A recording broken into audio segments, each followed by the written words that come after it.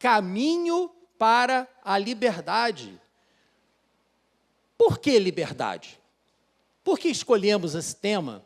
Ora, porque setembro é o mês em que o Brasil se tornou livre do jugo colonial português, lá em 1822, né? Portanto, há 203 anos, o Brasil se tornou independente.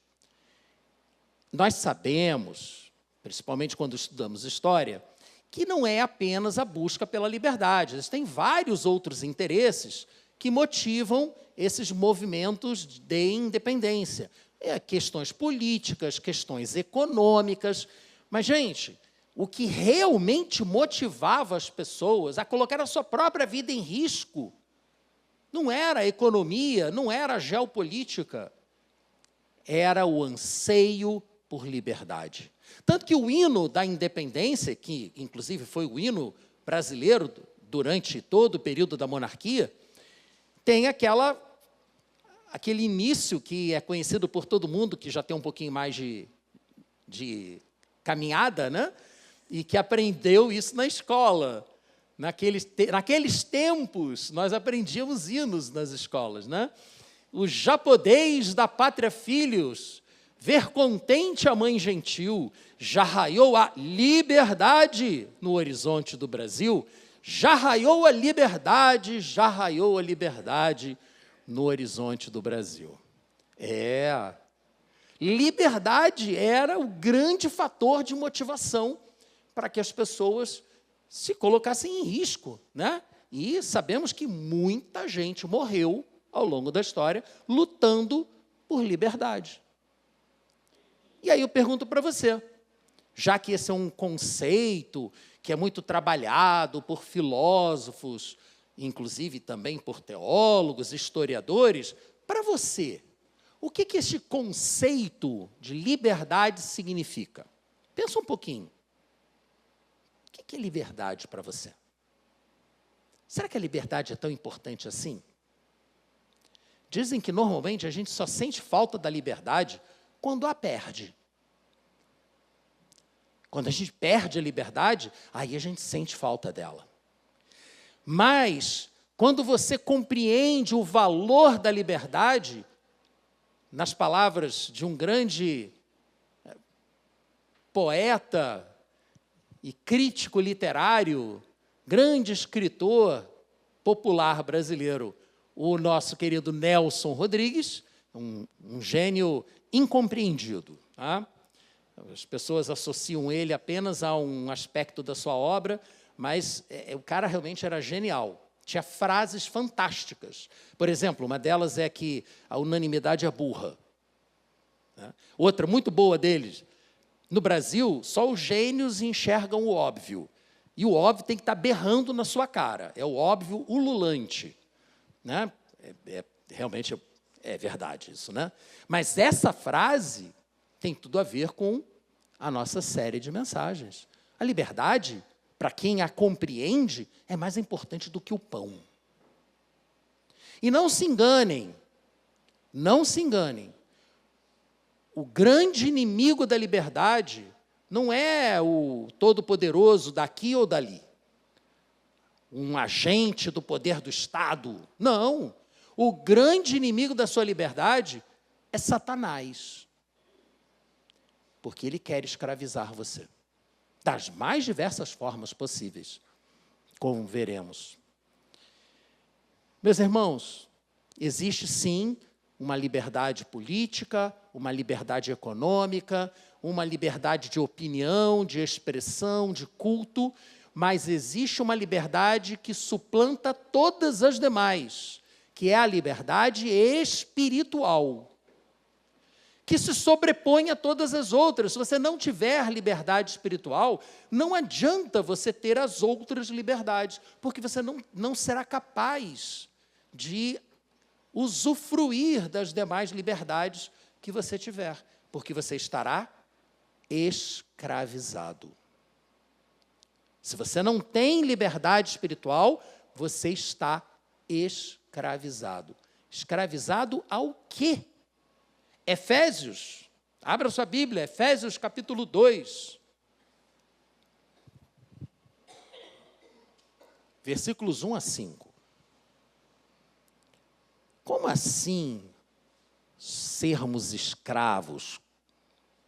Como assim? Vamos deixar que Paulo defenda esse argumento.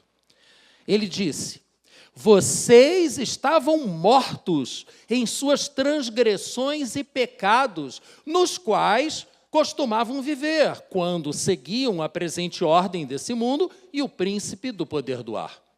O espírito que agora está atuando nos que vivem na desobediência. Anteriormente, todos nós também vivíamos entre eles, satisfazendo as vontades da nossa carne, seguindo seus desejos e pensamentos. Como os outros, éramos, por natureza, merecedores da ira de Deus.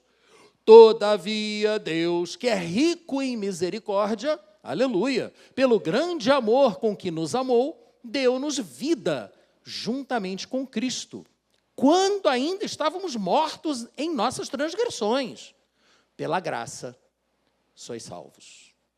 Salvos para a vida eterna, unidos a Jesus, reconciliados pelo sangue do Cordeiro, que nos lembramos desse sacrifício de Jesus no dia da ceia do Senhor, mas também libertados do poder do pecado, que nos escraviza, como acabamos de ler aqui. Paulo falando aos Efésios, salvos e libertos.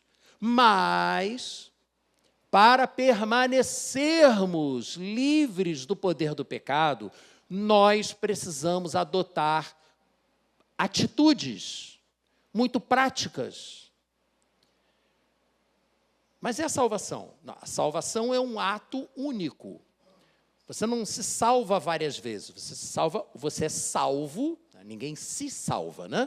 Você é salvo uma vez por todas, quando você crê que Jesus Cristo é o Senhor e que Deus o enviou para morrer por você. E que pela graça de Deus você é salvo mediante esta convicção.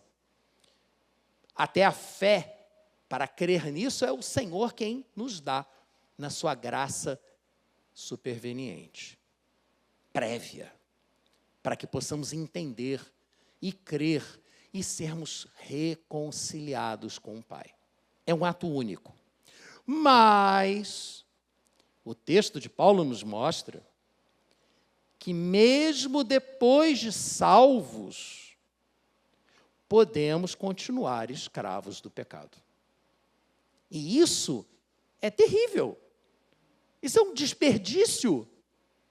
A gente já foi libertado. Jesus, quando morreu na cruz, ele levou sobre si todos os nossos pecados para que fôssemos livres deles.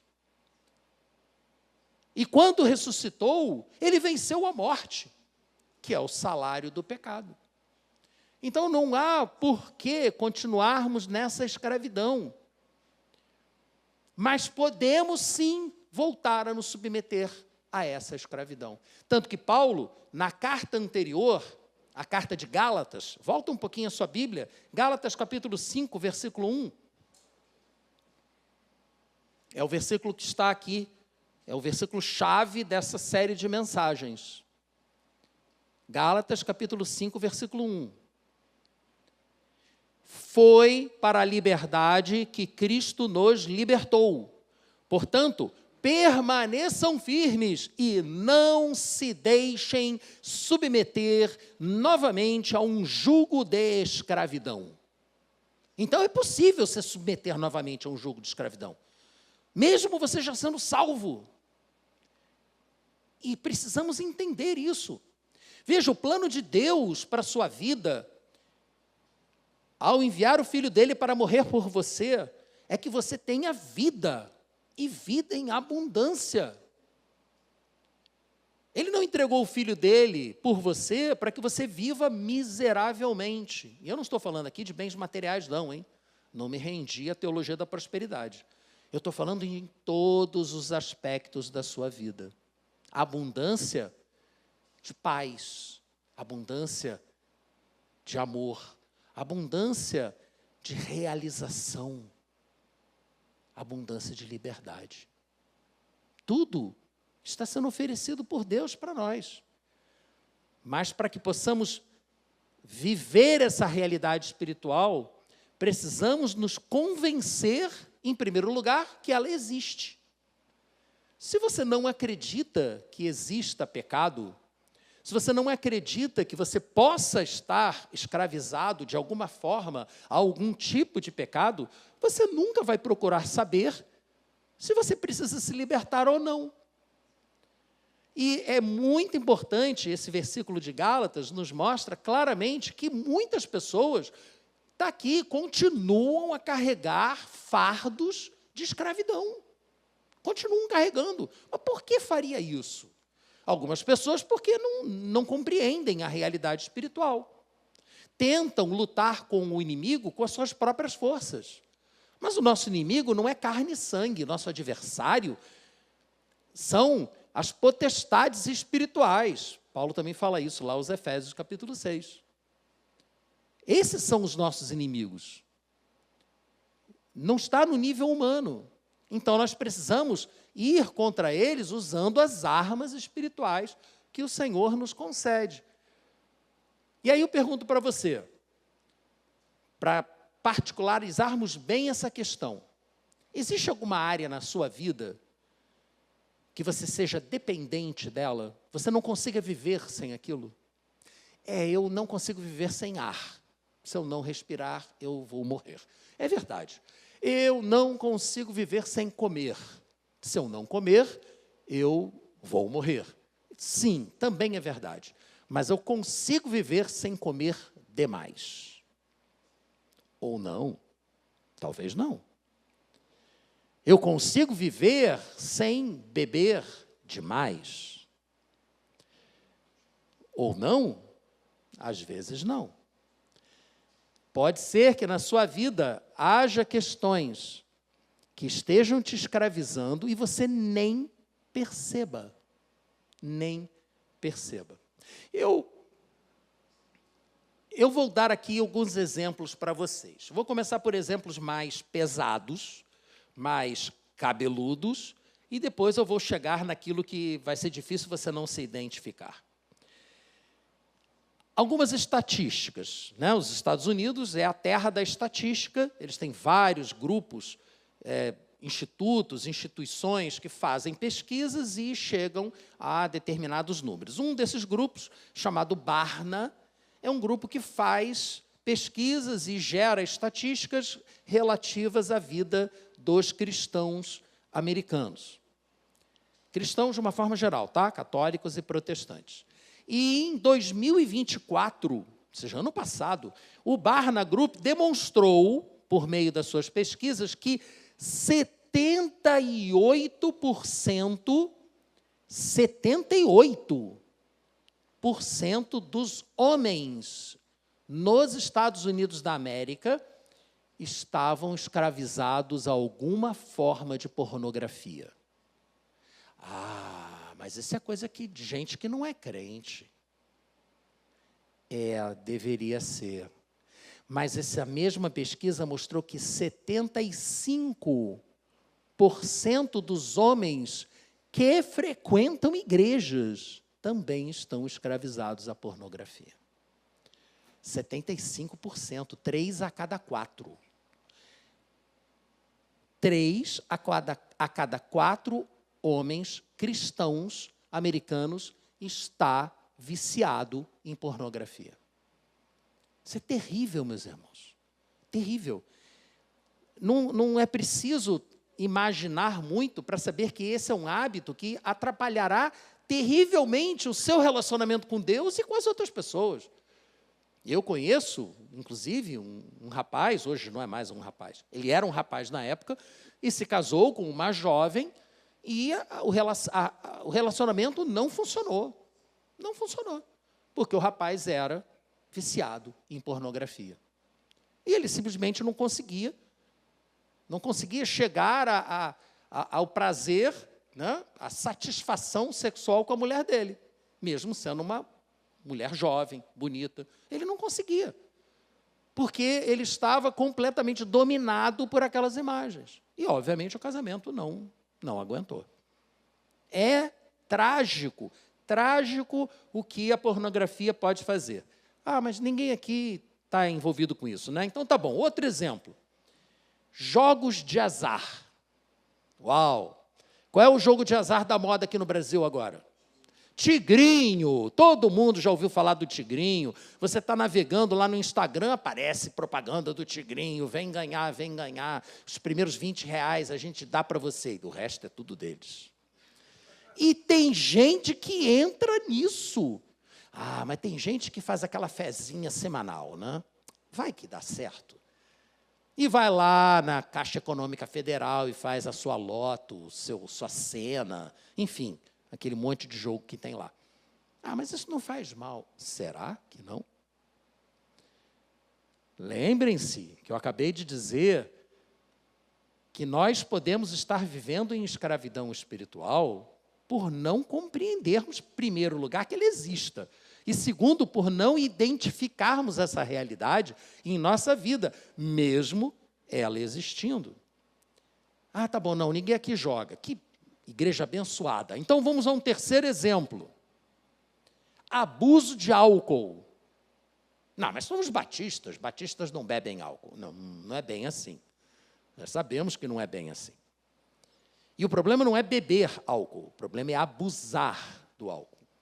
O abuso do álcool é tão sério que esse mesmo estudo do Barna Group mostrou que metade das famílias cristãs americanas está lutando com algum problema de abuso de álcool em sua família. Metade das famílias. Gente, é assustador.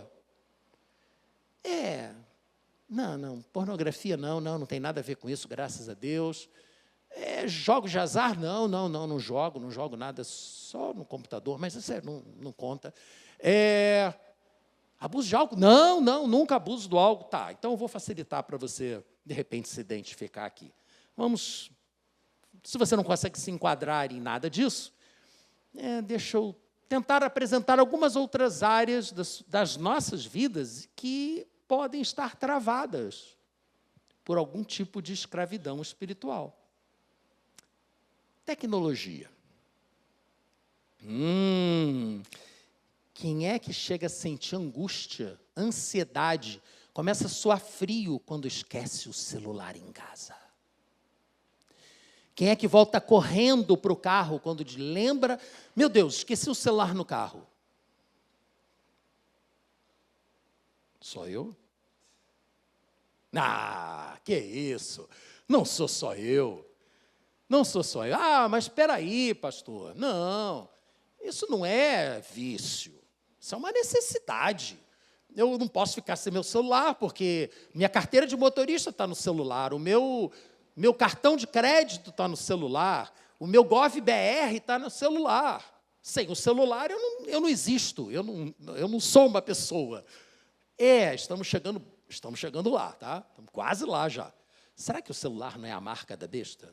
Não vou entrar nessa mérito, não. Não vou entrar por aqui. Mas o fato é que, gente, não dá para você ficar ansioso, suando frio, tendo taquicardia, porque você perdeu o seu celular.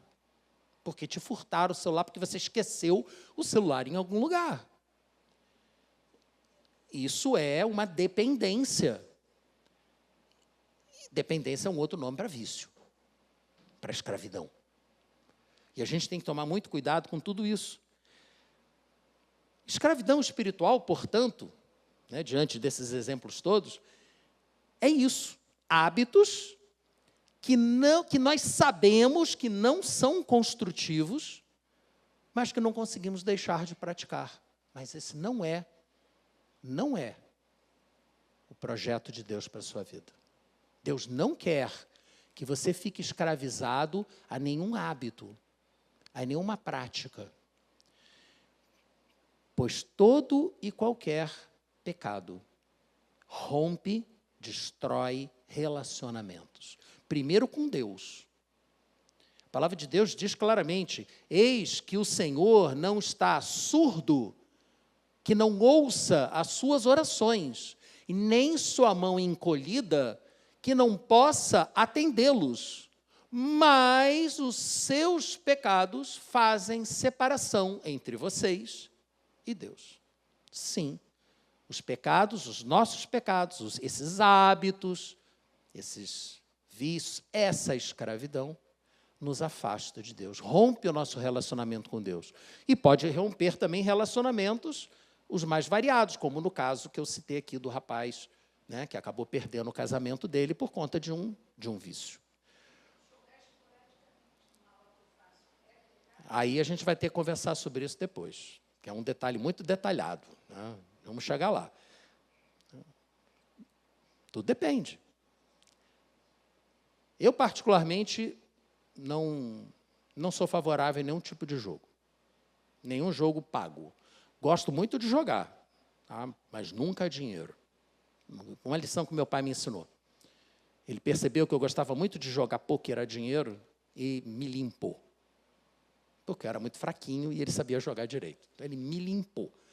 Aí, eu ainda fiquei naquela assim, não, eu acho que eu devo ter mais um pouquinho de dinheiro ali e tal. Olha só, olha a loucura. Olha o vício. Não, eu devo ter um pouquinho mais de dinheiro aqui, não, me dá chance de recuperar. Caraca, tinha 11 anos de idade. Aí meu pai, não. Você já acabou de aprender a lição que eu queria que você aprendesse. Não jogue a dinheiro. Porque se você ganhar, você não vai querer parar. Se você perder, você não vai querer parar. Ah, mas uma vez por semana, uma vez por mês, comprar um boleto da Sena, que mal isso pode fazer? Você está dependendo daquilo. Você está vendo naquele evento a sua salvação. E a nossa salvação vem do Senhor. Ah, mas ele não pode usar um jogo? Poder ele pode fazer qualquer coisa, ele pode fazer uma mula falar. Mas quantas vezes aparece mula falando na Bíblia? Só uma.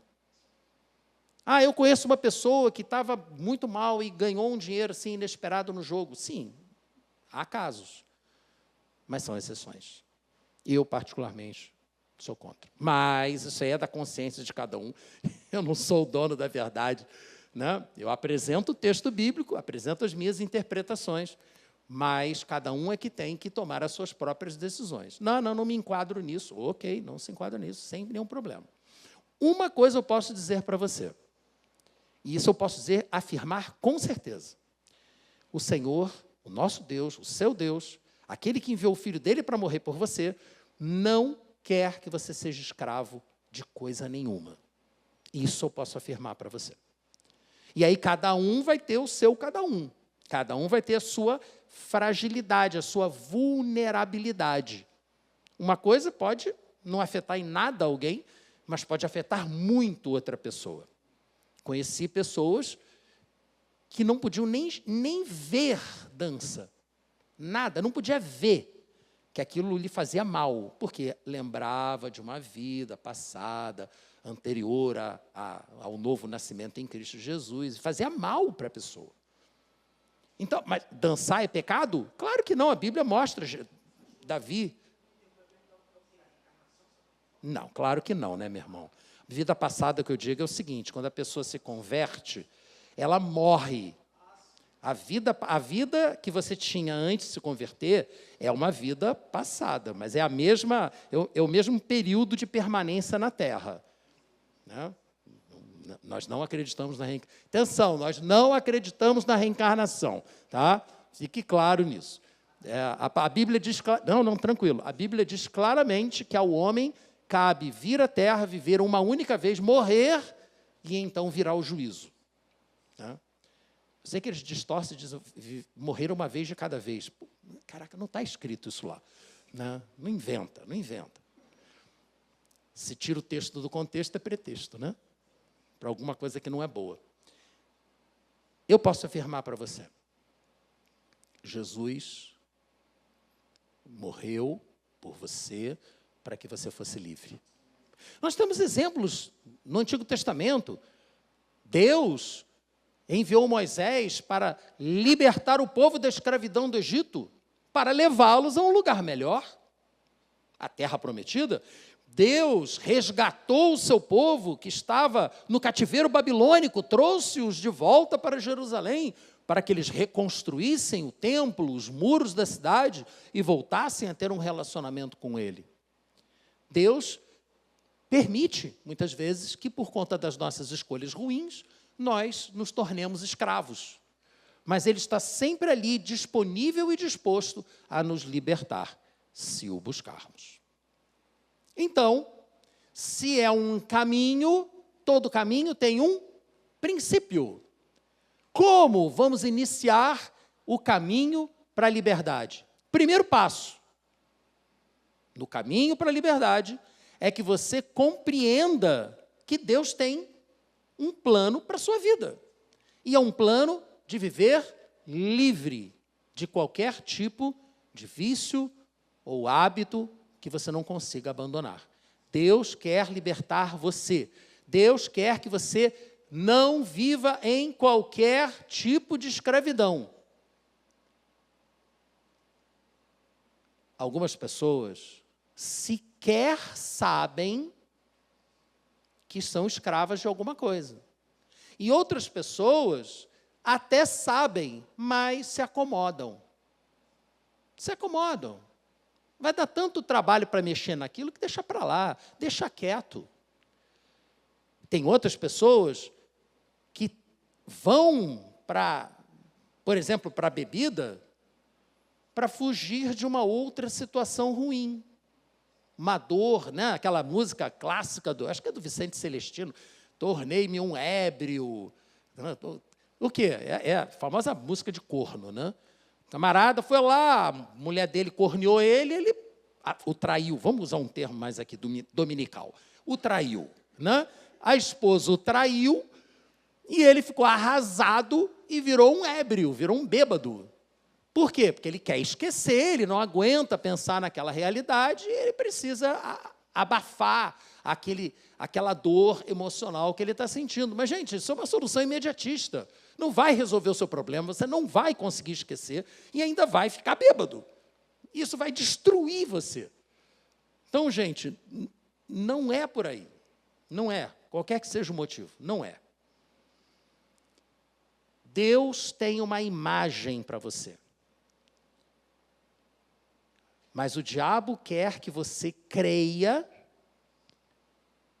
que você é outra coisa. A vontade de Deus é que você seja livre. Qual é a vontade do diabo? Desfazer a vontade de Deus. Portanto, que você seja escravo. E aí, quando você mente esporadicamente, o diabo quer provar para você, convencê-lo de que você é um mentiroso. Quando você, de vez em quando, fala mal de alguém, aí o diabo vai querer convencer você de que você é um fofoqueiro. Quando você, de vez em quando, bebe um pouquinho mais da conta, o diabo vai querer convencer você de que você é um ébrio, um beberrão. Se você come demais, um glutão. Não, você não deve se identificar pelas coisas ruins que, eventualmente, você faça. Porque a identidade que o Senhor nos oferece, nós podemos lê-la na primeira carta de Pedro. Então, vira aí a sua Bíblia até a primeira carta de Pedro, para que você veja qual é a identidade que Deus quer que você tenha. Como você deve se identificar. E eu garanto, não é pelas coisas erradas que você eventualmente faça. Qual é a sua identidade? Vocês, porém, 1 Pedro 2,9. Vocês, porém, são geração eleita, sacerdócio real, nação santa, povo exclusivo de Deus, para anunciar as grandezas daquele que o chamou das trevas para a sua maravilhosa luz. Olha só, geração eleita. Diga para você mesmo, eu sou geração eleita. sacerdócio real. Diga para você, eu sou parte do sacerdócio real. Nação santa, santo é separado para Deus. Eu sou parte da nação santa, separada para Deus. Tanto que ele ainda acrescenta mais, povo exclusivo de Deus. Essa é a sua identidade. Ah, mas eu de vez em quando minto. Aí é o próximo passo. Aí eu de vez em quando, é o próximo passo. O primeiro passo é reconhecer a realidade espiritual, crer que Deus tem um projeto para a sua vida, um plano de liberdade para a sua vida. Esse é o primeiro passo, para iniciar o caminho. Eu creio, Deus quer que eu seja livre. Eu creio, Deus vai me libertar de tudo aquilo que me aprisiona. Tá, como? Aí é o segundo passo. No segundo passo, você precisa avaliar a si mesmo. Como é que Deus vai te libertar de uma coisa que você não sabe que tem? Você precisa, primeiro, se conscientizar do seu problema. Cair na real. Tem que cair na real. E para você cair na real, uma dica muito importante é a seguinte: não viva no passado. É péssimo viver no passado. Isso é um tipo de escravidão, tá? Ah, puxa, se eu tivesse feito isso daquela vez, então a minha vida seria... Gente, isso é a maior perda de tempo. Já foi, já passou. Você não tem mais o que fazer em relação a isso. Pensa no que você pode fazer hoje. É agora. O que você pode fazer agora? Amanhã você não tem. O ontem já não tem mais também. O que você tem é o agora. E agora, o que é que você precisa? Do que é que você precisa. Não viva olhando para trás. É como querer dirigir um carro olhando pelo retrovisor o tempo inteiro. Vai bater. Vai bater. Você não está prestando atenção para onde você está indo, fica preocupado com o que ficou para trás.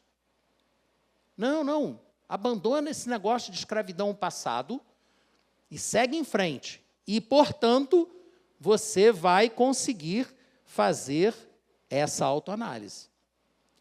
E Tiago, inclusive, ele conta para a gente o porquê da necessidade dessa autoavaliação constante. Aliás, hoje é dia de ceia. E Paulo disse aos coríntios que o pré-requisito para que você se aproximasse da mesa do Senhor, do memorial pelo sacrifício de Cristo, é que você examine-se a si mesmo. E esse é o segundo passo do início da caminhada. Examinar-se a si mesmo. Tiago 1, versículos 13 e 15. Quando alguém for tentado, jamais deverá dizer, estou sendo tentado por Deus, porque Deus não pode ser tentado pelo mal e a ninguém tenta, ele prova. Não é a mesma coisa. Cada um, porém, é tentado pela própria cobiça. Olha aqui por que você tem que se avaliar. O que o diabo usa para tentar você? A sua própria cobiça. Ele fala com o que você deseja. Ele fala com os seus desejos. Ele oferece coisas para você que você quer ter. E quando você se deixa seduzir pela sua própria cobiça, você é arrastado por ela. Está aqui no texto, eu só estou lendo de uma forma um pouco diferente, mas é o que está escrito no texto. Você é arrastado por ela, e aí a cobiça engravida do pecado. O pecado ainda não nasceu, ele ainda não existe, ainda é a cogitação do pecado. Mas quando o pecado é dado à luz, aí vem a morte. A consumação do pecado, ainda que na sua mente, o Sermão do Monte, Jesus disse que o pecado não existe apenas no mundo real, material, mas ele também existe dentro da nossa mente. Quando a gente fica imaginando as coisas. Aquela pessoa tem que morrer. assassino. Jesus disse, isso é assassino, assassinato.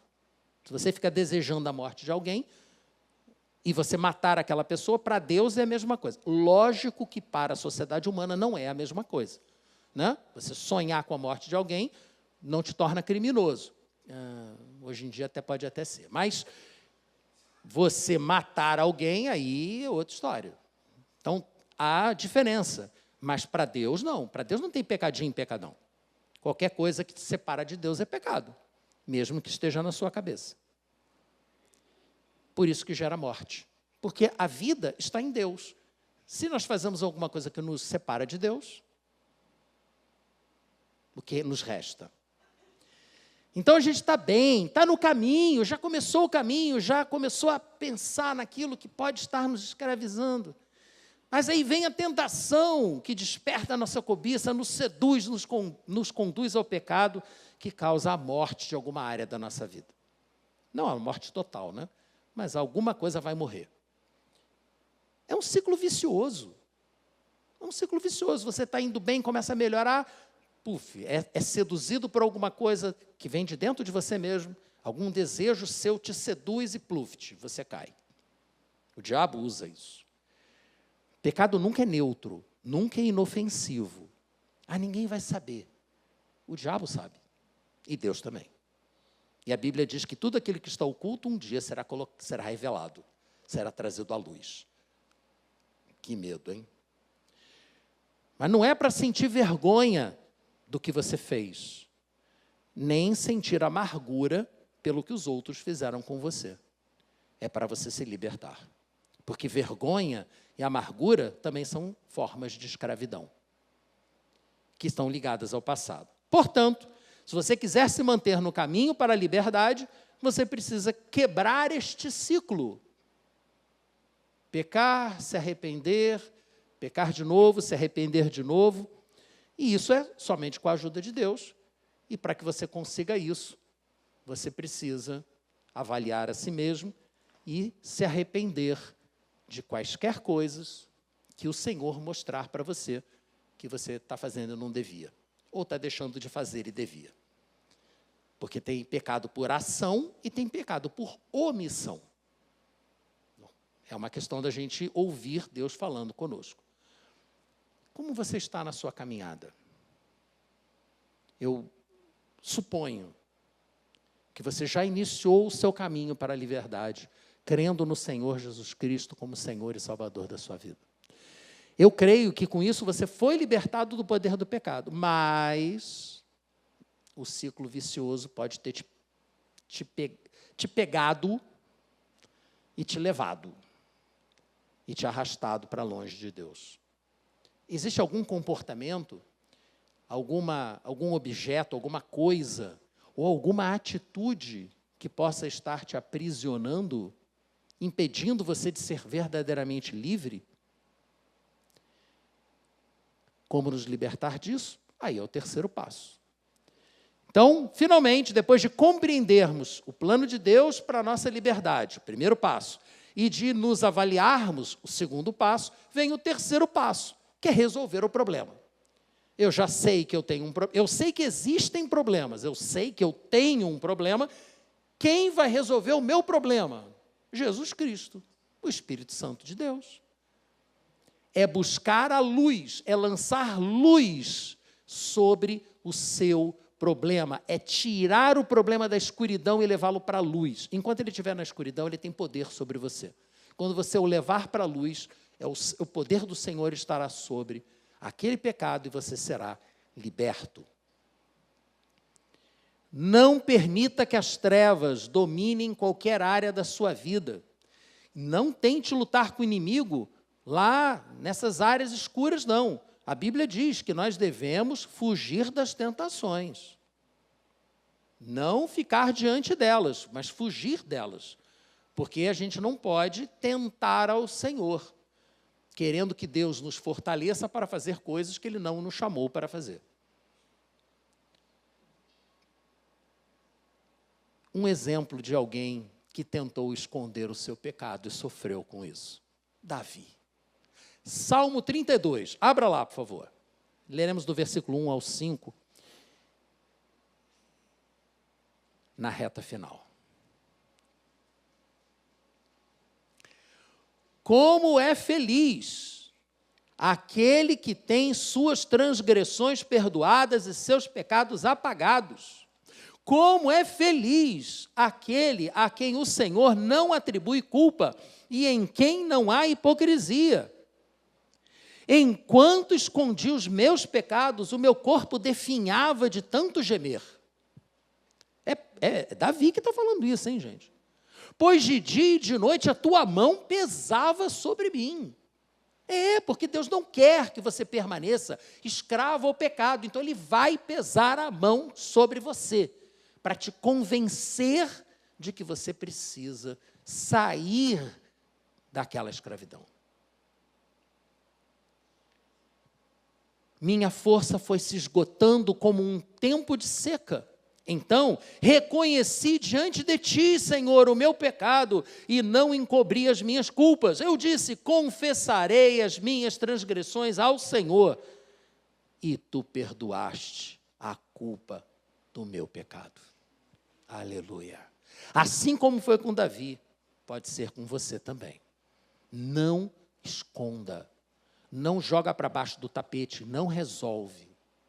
Leve para a luz, leve para o Senhor. Siga o exemplo de Davi. E ao seguir o exemplo de Davi, o Senhor mudará a sua história. O problema é que a gente, mandam para mim uns videozinhos de vez em quando, né? Tem um videozinho da ovelhinha que se joga dentro do fosso. Tem um fosso. Aí a ovelhinha vem correndo e pluft, cai dentro do fosso. Aí vai lá o pastor, entra no fosso, água até a cintura, pega a ovelha, bota a ovelha, empurra a ovelha para fora do fosso. Aí a ovelhinha sai correndo, dá uma volta e pluft, cai dentro do poço de novo. Aí você olha o pastor está saindo, já olha de volta assim e volta.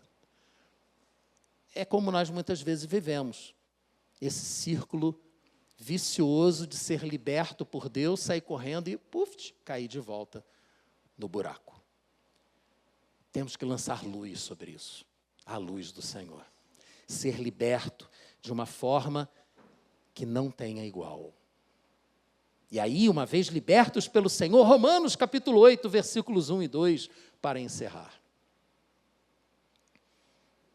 Portanto, agora, já não há condenação para os que estão em Cristo Jesus, porque por meio de Cristo Jesus, a lei do Espírito da vida me libertou da lei do pecado e da morte. Essas são as boas novas do Evangelho da reconciliação com Deus, mediante a fé em Jesus Cristo como nosso Senhor. É sair das trevas, sair de dentro do fosso, mas não voltar para dentro dele, caminhar na luz, pelo poder do Espírito Santo.